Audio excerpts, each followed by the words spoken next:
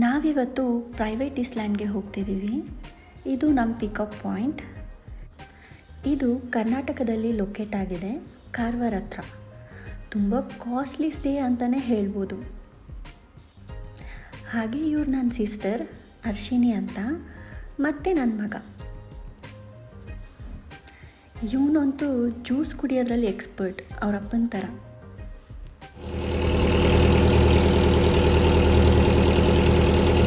Resort ಕಡೆಯಿಂದ ಒಂದು point locate ಆಗಿರುತ್ತೆ, ಅಲ್ಲಿಂದ ಪಿಕಪ್ಪು ಡ್ರಾಪ್ ಅವರೇ ಮಾಡ್ತಾರೆ. ಈ ರೆಸಾರ್ಟ್ ಹೆಸರು ಬಂದು ಸಿಂಟೆಕೋರ್. ತುಂಬಾ ಯೂನಿಕ್ ಪ್ಲೇಸ್ ಅಂತಲೇ ಹೇಳ್ಬೋದು. ಮತ್ತು ಜಾಸ್ತಿ ಕ್ರೌಡ್ ಕೂಡ ಇರಲ್ಲ. ಇಲ್ಲಿ 15 ಕ್ಯಾಬಿನ್ಸ್ ಅಷ್ಟೇ ಇರುತ್ತೆ. ಎಲ್ಲ ಕಡೆ ರೂಮ್ ನಂಬರ್ಸ್ ಕೊಟ್ಟರೆ ಇವರು ನೇಮ್ಸ್ನ ಕೊಟ್ಟಿದ್ದಾರೆ. ಪ್ರತಿಯೊಂದು ಕ್ಯಾಬಿನ್ಗೂ ಒಂದು ಯೂನಿಕ್ ನೇಮ್ಗಳಿದೆ. ಇದು ಬಂದು ರೂಮ್ನ ವ್ಯೂ ಪಾಯಿಂಟ್ ಆಗಿರುತ್ತೆ.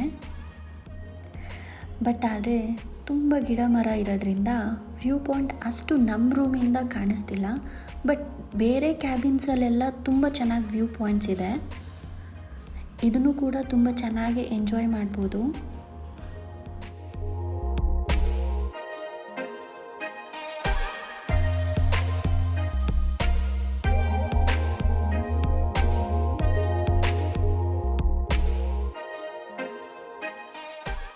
ಫಸ್ಟ್ ಟೈಮ್ ಕ್ರ್ಯಾಬ್ ಟ್ರೈ ಮಾಡಿದ್ವಿ, ತುಂಬಾ ಯಮ್ಮಿಯಾಗಿತ್ತು.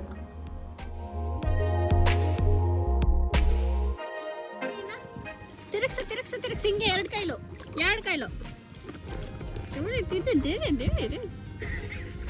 ವಾ ವಾವಲ್ಲಮ್ಮ, ವಾವೆಳು ವಾ, ಸೂಪರ್ ತೋಷಮ್ಮ, ಸೂಪರ್.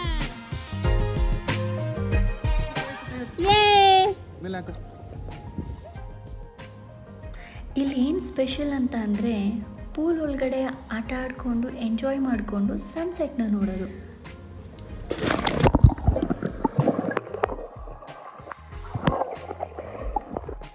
ಇದು ನಮ್ಮ ಪ್ರೈವೇಟ್ ಬೀಚ್ ಆಗಿರುತ್ತೆ.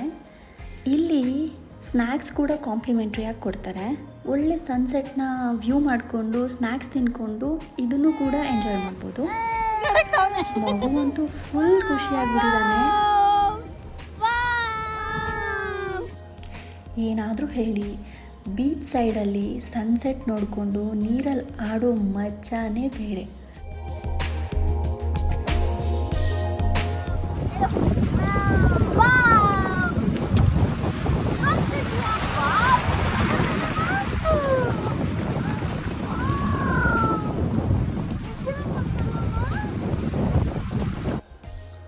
ವಾವ್, ತುಂಬಾ ಚೆನ್ನಾಗಿದೆ ಈ ರೆಸಾರ್ಟು.